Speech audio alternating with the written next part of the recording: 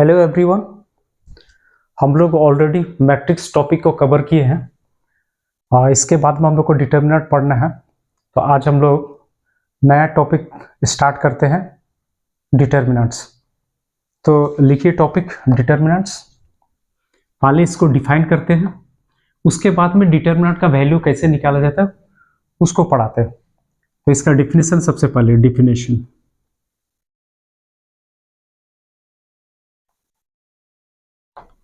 देखिए स्टूडेंट्स बता देते हैं, ये जो डिटर्मिनेंट क्या चीज होता है, यदि कोई भी स्क्वायर मैट्रिक्स या हर एक स्क्वायर मैट्रिक्स है ना, उसको हम लोग डिटर्मिनेंट के फॉर्म में एक्सप्रेस कर सकते हैं और बोल सकते हैं कि ये डिटर्मिनेंट है। कब?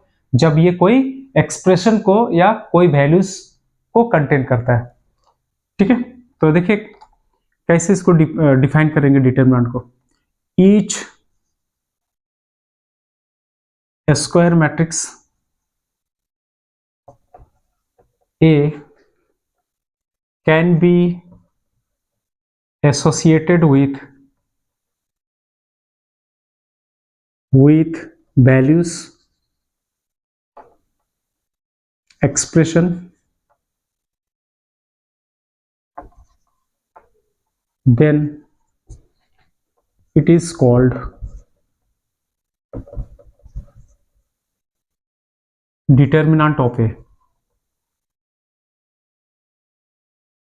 Determinant of A and denoted by DET bracket के अंदर में A, या इसको हम लोग ऐसे भी लिख सकते हैं और डिटर्मिनेंट ऑफ ए। एक एग्जांपल के लिए बता दें यहाँ पे स्टूडेंट्स, यदि कोई स्क्वायर मैट्रिक्स ए है, सपोज 2x2 ऑर्डर कर ले लेते हैं, 1 2 3 5 ऐसे कुछ दिया हुआ। देखिए ये स्क्वायर ब्रैकेट के अंदर में अरेंजमेंट को लिखते हैं तो ये क्या बन जाता है, मैट्रिक्स बन जाता है। अब इसी को डिटर्मिनेंट फॉर्म में लिखना तो दो पैरेलल लाइन के अंदर में मैट्रिक्स ए को लिख देना, तो ये आ जाएगा हम लोग का डिटर्मिनेंट ऑफ ए। तो ये भी हम लोग का दो पैरेलल लाइन के अंदर में क्या हो जाएगा, अरेंजमेंट को लिख देंगे हम लोग 1 2 3 5। तो क्या क्या बन गया, ये हो गया मैट्रिक्स और उसका कोरस्पॉन्डिंग डिटर्मिनेंट को हम लोग इस तरह से लिखते हैं। तो मेरे ख्याल से डिटर्मिनेंट और मैट्रिक्स में क्या डिफरेंस होता है आप लोग को समझ में आ गया होगा। देख लीजिए यहाँ पे देखिएगा दो पैरेलल लाइन दिया नहीं है और यहाँ पे स्क्वायर ब्रैकेट दिया हुआ है, तो इसको बोलते हैं मैट्रिक्स। और ये हम लोग का क्या है, पैरेलल लाइन के बीच में कैपिटल ए को लिख दिए और ये स्क्वायर ब्रैकेट को रिप्लेस कर दिए दो पैरेलल लाइन से, तो इसका ये इसको क्या बोलेंगे, डिटर्मिनेंट बोलेंगे। ठीक है, तो ये डिटर्मिनेंट का वैल्यू निकलता है। मैट्रिक्स के केसेस में ये सिंपल अरेंजमेंट होता है। तो वैल्यूज कैसे निकालेंगे हम लोग डिटर्मिनेंट का, चलिए उसको सीखते हैं हम लोग।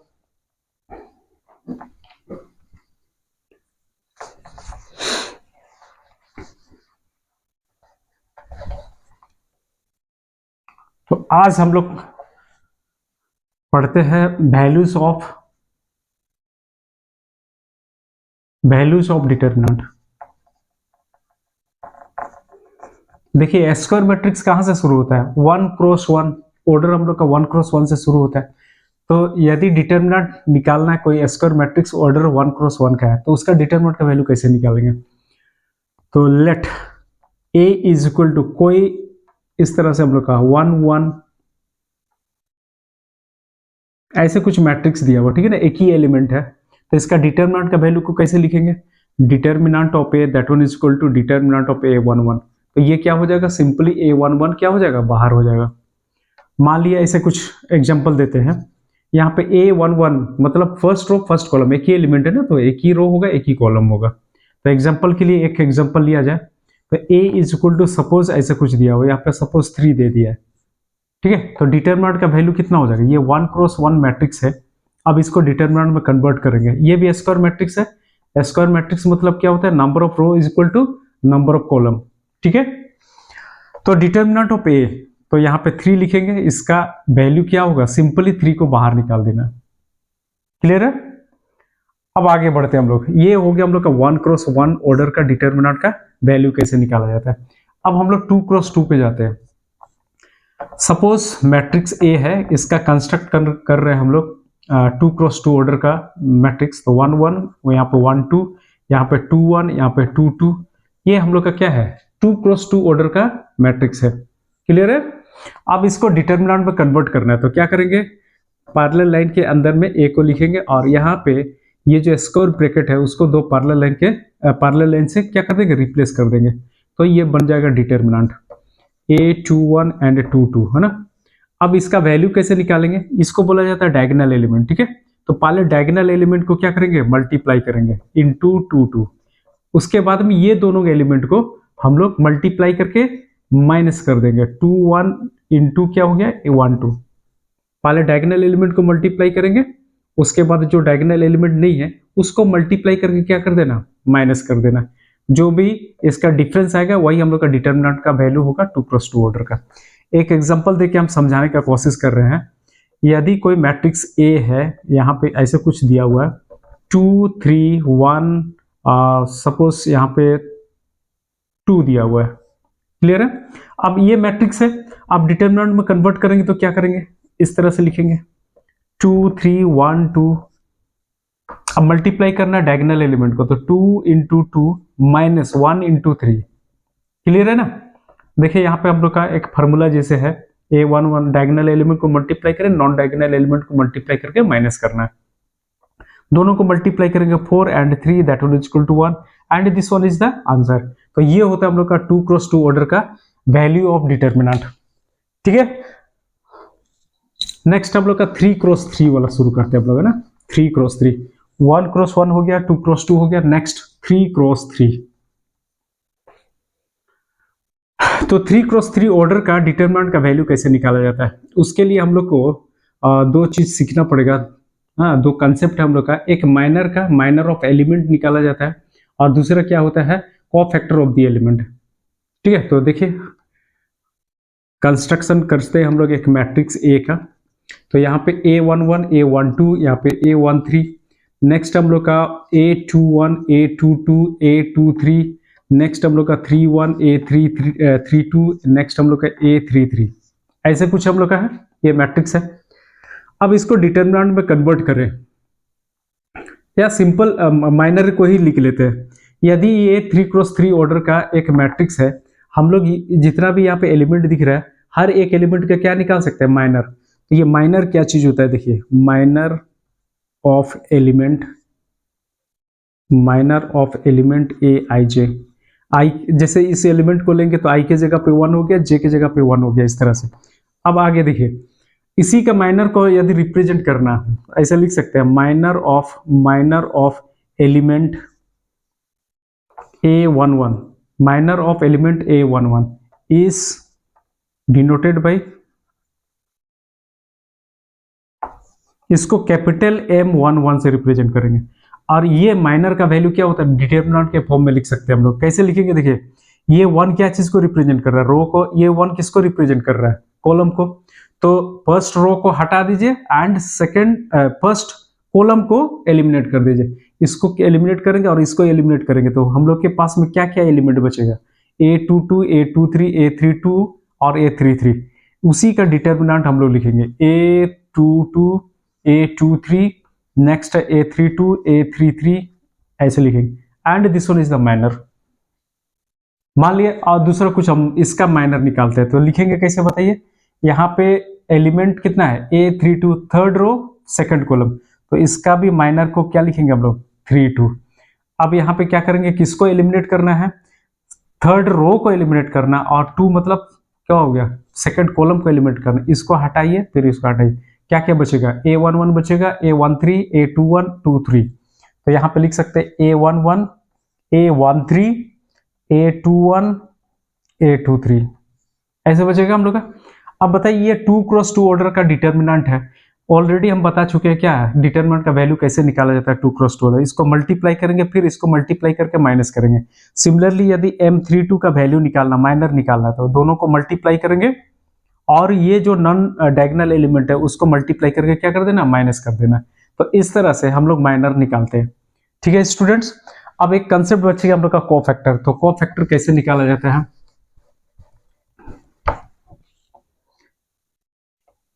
नेक्स्ट टॉपिक है हम लोग का कोफैक्टर ऑफ एलिमेंट ए आई जे।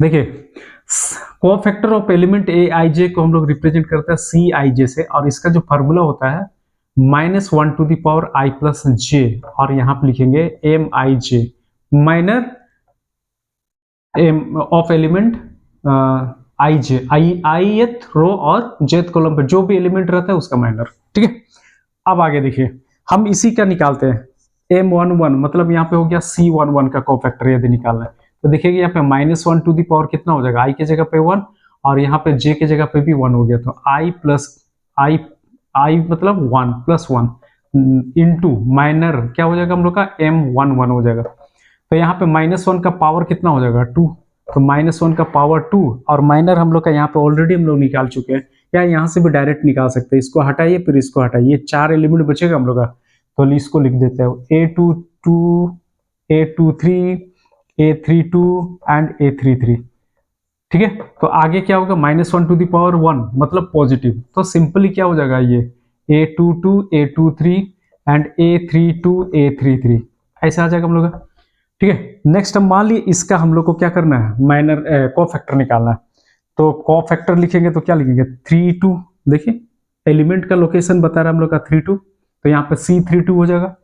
तो इसका वैल्यू कैसे निकालेंगे, -1 to the power i plus J, I के जगह पे 3 है प्लस 2 और यहाँ पे माइनर क्या हो जाएगा M32, तो that one is equal to, देखिए -1 टू द पावर 3 प्लस 2 मतलब 5 हो जाएगा, तो -1 टू द पावर 5 मतलब -1 हो जाएगा एंड इनटू क्या हो जाएगा हम लोग का माइनर, इसका वैल्यू जो हम लोग निकाले हैं वो क्या है, देखिए यहाँ पे ऑलरेडी निकाल चुके हैं हम लोग A11 A13, नेक्स्ट है A21 A23, सही है।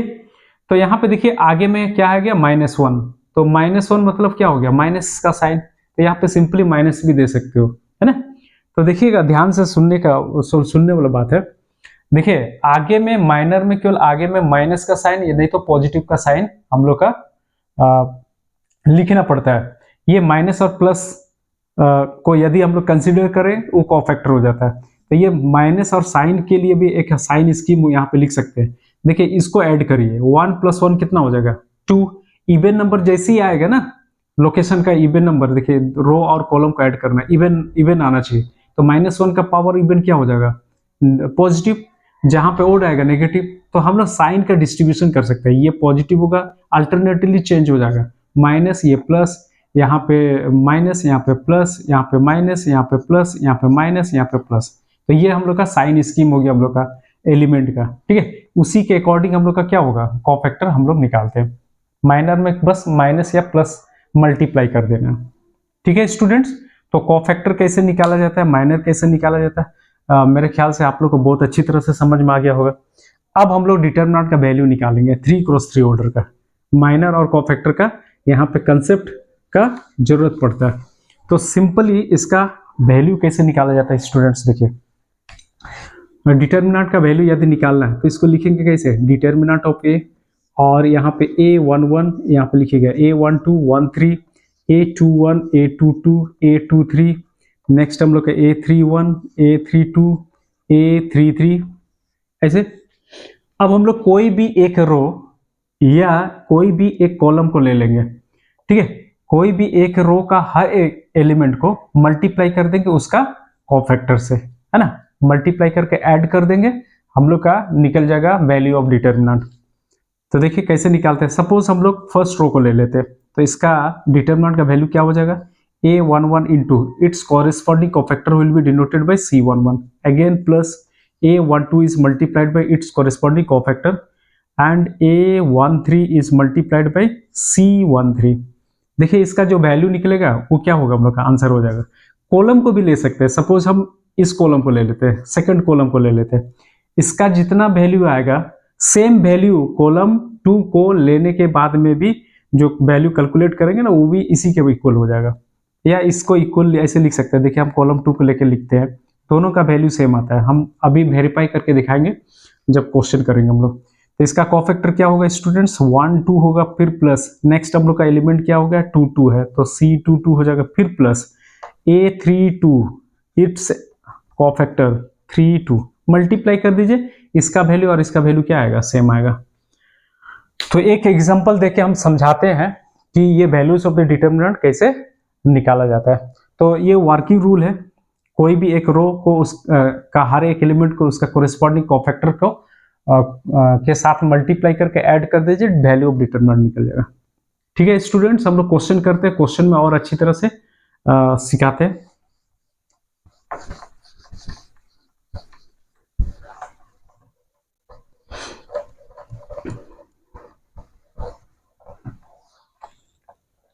तो एक क्वेश्चन लिया जाए, हाँ एक क्वेश्चन लेते हैं हम लोग।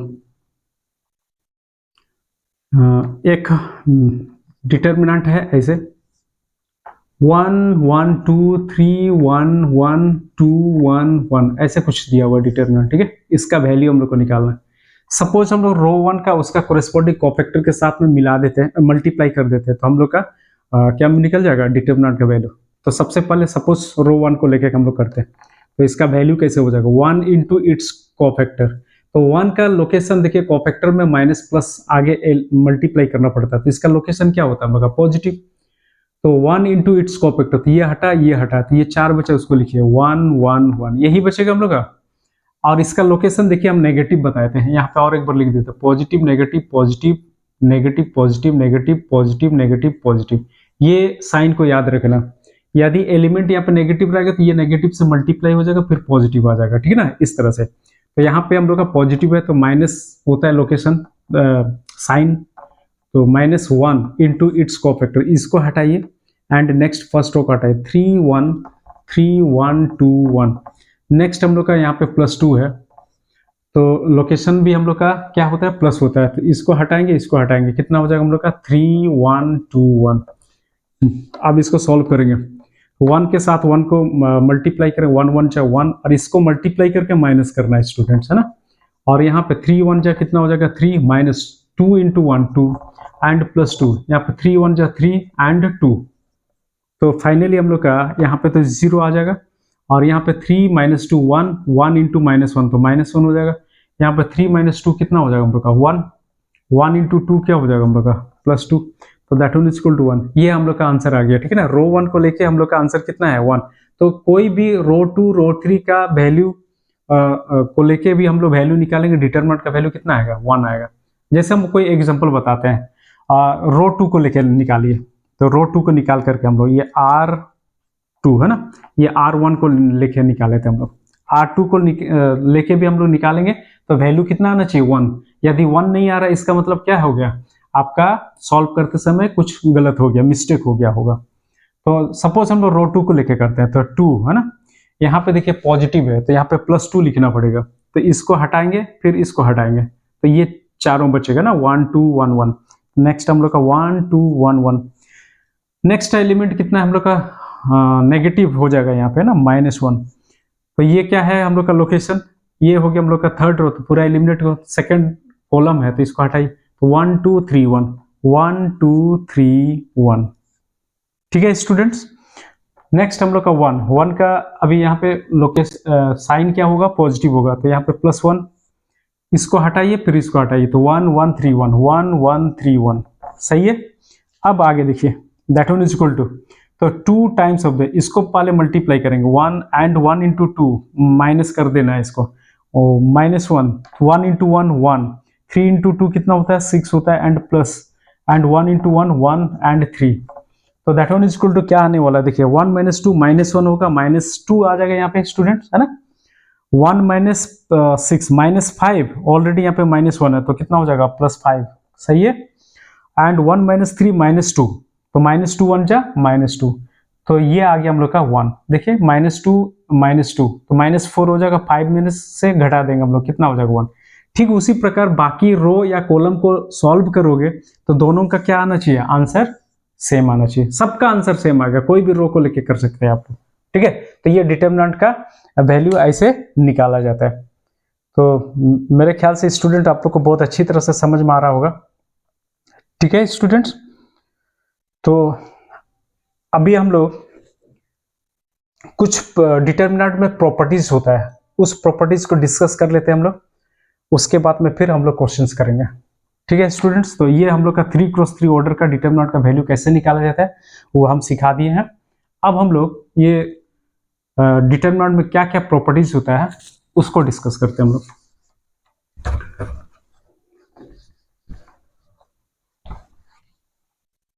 देखिए ये प्रॉपर्टीज जानना बहुत जरूरी है, क्योंकि डिटरमिनेंट का वैल्यू निकालते समय ये प्रॉपर्टीज अप्लाई होता है, और कॉम्प्लिकेटेड टाइप का डिटरमिनेंट्स भी होते हैं जिसका वैल्यू निकालने में बहुत मेहनत करना पड़ता है। ये प्रॉपर्टीज अप्लाई करके हम लोग उसको आसान बना सकते हैं। ठीक है स्टूडेंट्स, तो देखिए कुछ प्रॉपर्टीज है हम लोग के पास में। प्रॉपर्टी नंबर 1 या टॉपिक दे दीजिए, प्रॉपर्टीज ऑन डिटरमिनेंट।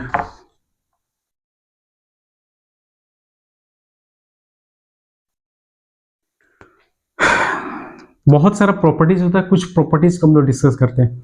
तो property number 1,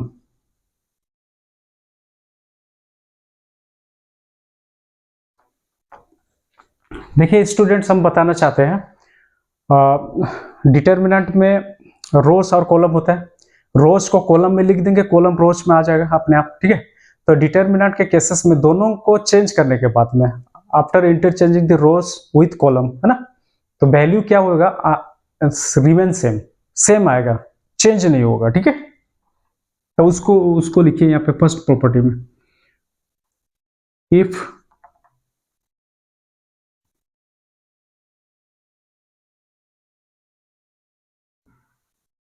rows are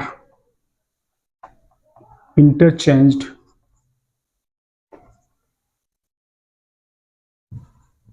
with columns, है ना, then indeterminate, है ना,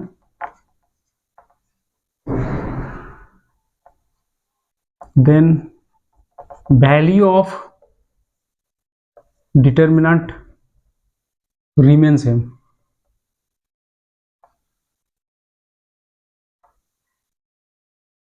हम यहाँ पे एग्जांपल देके समझा रहे हैं। देखिए मान लिया ऐसे कुछ हम लोग कर लेते हैं, एक डिटरमिनेंट है, ऐसे कुछ है, डिटरमिनेंट ऑफ ए दिया हुआ है यहाँ पे 1 2 3 4 ऐसे दिया है। ठीक है स्टूडेंट्स, अब हम लोग क्या करेंगे, रो को कॉलम के साथ में इंटरचेंज कर देंगे। तो ये कैसे आ जाएगा, देखिए ये फर्स्ट रो है ना, उसको फर्स्ट कॉलम में लिख दीजिए 1 2, और ये फर्स्ट हो गया, ये सेकंड रो हो गया, उसको कॉलम में लिख दीजिए 3 4। दोनों का वैल्यू निकाल करके देखिए, 4 1 जा कितना हो गया हम लोग का 4, और यहाँ पे 3 2 जा कितना हो गया 6। ठीक है, that one is equal to कितना हो गया -2। अब यहाँ पे देखिए 4 1 जा 4, और यहाँ पे 2 3 जा कितना हो गया हम लोग का 6, तो that one is equal to कितना हो जाएगा -2। क्लियर है स्टूडेंट्स, 1 2 है, यहाँ पे 1 2 लिख दिए, 3 4 है तो 3 4 को कॉलम में लिख दिए। कोई चेंजेस आया वैल्यूज में, कोई चेंजेस नहीं आया, इसी प्रॉपर्टी को यहाँ पे लिखे हैं स्टूडेंट्स। नेक्स्ट है प्रॉपर्टी नंबर 2,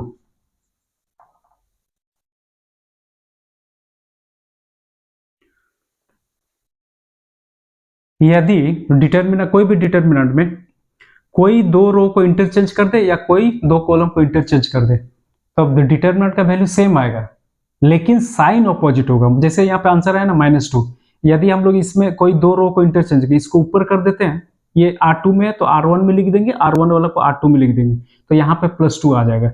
उसी प्रॉपर्टी को यहाँ पे लिखते हैं हम लोग। तो यहाँ पे लिखिएगा, इफ 2 रोज और columns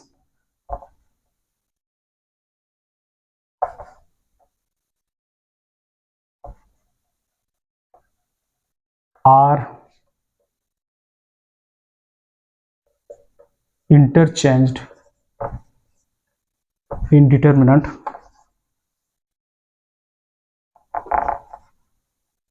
then value of determinant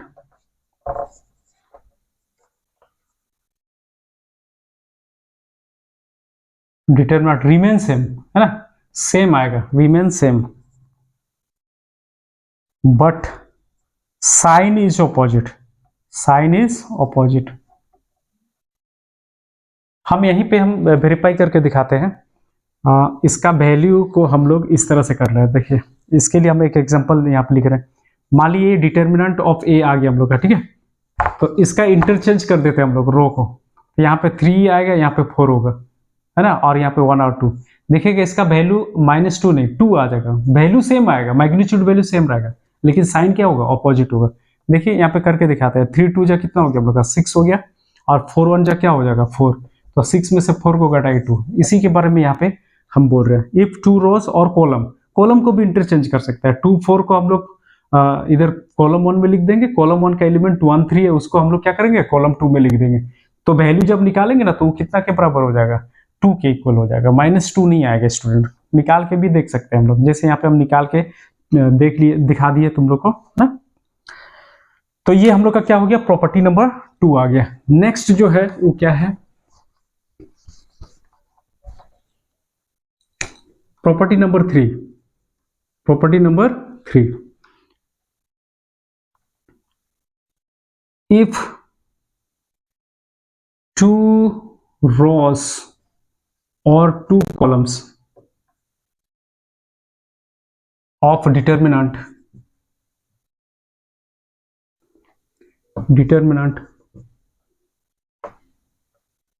are identical, identical मतलब क्या होता है, सेम होना चाहिए, है ना, identical, then value of determinant will be 0, value of determinant कितना हो जाएगा, विल बी 0। जैसे एक एग्जांपल बताते हैं,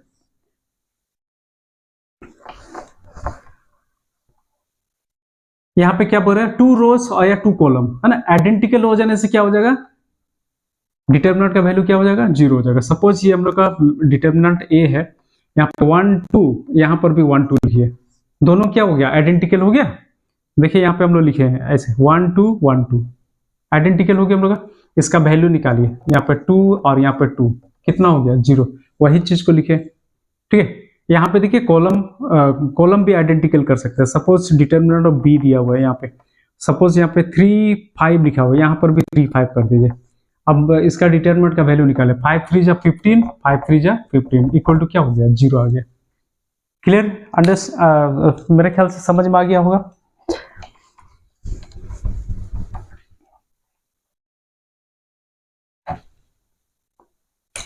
एक चीज हम बताते हैं स्टूडेंट, देखिए ये भी प्रॉपर्टीज में आता है। मान लिया ऐसे कुछ दिया हुआ है, 2 4 दिया हुआ है, यहाँ पे 3, यहाँ पे 6 दिया हुआ है, ठीक है। सपोज हम लोग को ना कॉमन लेना है, यहाँ पे देखिए 2 और 4 को देख रहे हैं ना, तो 2 और 4 में क्या कॉमन है, 2 कॉमन है। तो हम लोग डिटर्मिनेंट के केसेस में क्या है ना, कोई यदि कांस्टेंट को या कोई नंबर को कॉमन लेना, तो कोई एक रो या एक कॉलम से हम लोग कॉमन लेते हैं। जैसे यहाँ पे 2 को कॉमन लेना है, तो 2 को बाहर निकाल देंगे, और यहाँ पे हो जाएगा 1, और यहाँ पे 2 हो जाएगा 3 एंड 6। हर एक एलिमेंट से कॉमन नहीं लेते हैं, वो मैट्रिक्स में लिया करते हैं हम लोग, ठीक है। यहाँ पे कोई रो या एक कॉलम से ले सकते हैं। जैसे यहाँ पे 2 कॉमन ले ली, इसमें भी तो 2 कॉमन है ना, तो इसको ऐसे भी लिख सकते हो, इसको ऐसे भी लिख सकते हो, 2 कॉमन ले लीजिए और 2 और 3 को छोड़ दीजिए, है ना, कॉलम 2 से ले रहे हैं हम लोग, यहाँ पे 2 यहाँ पे 3 आ जाएगा। तो ये भी हम लोग का करेक्ट है, ये भी करेक्ट है, ये भी एक प्रॉपर्टी होता है, कहीं कहीं पे हम लोग यूज करेंगे इसका भी प्रॉपर्टी को, है ना। नेक्स्ट है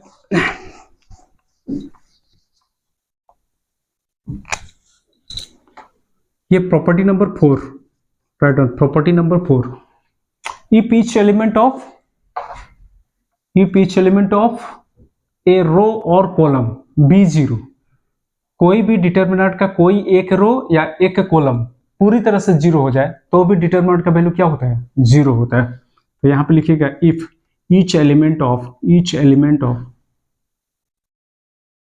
a row or a column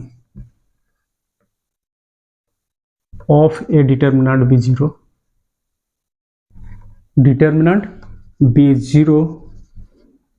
then value of determinant will be 0,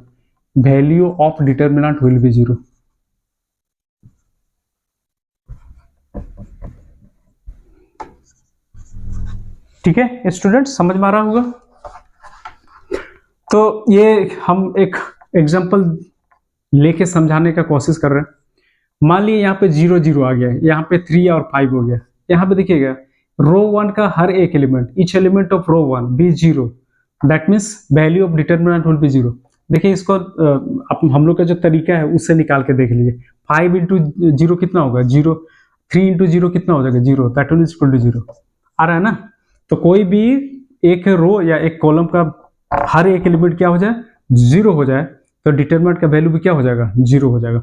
मान लीजिए दूसरा हम ले लेते हैं, यहाँ पे इसको 0 कर दीजिए, 0 कर दीजिए, ठीक है। यहाँ पे 1 2 3 1 1 2, सपोज 3 क्रॉस 3 ऑर्डर वाला, तो हम लोग रो 1 को लेके इसका वैल्यू निकालेंगे तो भी डिटरमिनेंट का वैल्यू क्या आएगा 0 आएगा। देखिए 0 इंटू इट्स कोफैक्टर, तो ये हटा 2 1 3 2 बचेगा हम लोग का। 1 का लोकेशन नेगेटिव होता है, इसको हटाइए, इसको हटाइए, 0 1 0 2 बचेगा हम लोग का। नेक्स्ट इसको ले लेते हैं हम लोग, तो ये +1 आएगा। इसको हटा देते हैं, थर्ड कॉलम को हटा देते हैं, फर्स्ट रो को हटा देते हैं, 0 2 0 0 2 0 3। देखिए इसका वैल्यू कितना आने वाला है, यहाँ पे 0 इंटू ये हो जाएगा 2 2 जा 4 हो जाएगा, 3 1 जा 3, -1 इंटू 2 इंटू 0 0, और यहाँ पे 0 1 जा 0 0 आ गया। यहाँ पे फिर लिखेंगे 1, तो यहाँ पर भी 3 0 जा 0 0 0 0 -0। देखिए यहाँ पे 0 से इसको मल्टीप्लाई करेंगे क्या आ जाएगा 0 आएगा, इसका 0, यहाँ पर भी 0, तो फाइनली कितना आ गया 0। तो कोई भी ऑर्डर का डिटरमिनेंट का वैल्यू क्या हो जाएगा 0 हो जाएगा इफ ईच एलिमेंट ऑफ ए रो और कॉलम भी 0। तो these are the properties of determinant and I hope you all understood। Next video में हम लोग डिटरमिनेंट का प्रॉपर्टीज को यूज करके किस तरह से क्वेश्चन को हम लोग सॉल्व करेंगे उसके बारे में डिस्कस करेंगे। आज के लिए इतना ही। Thank you so much students.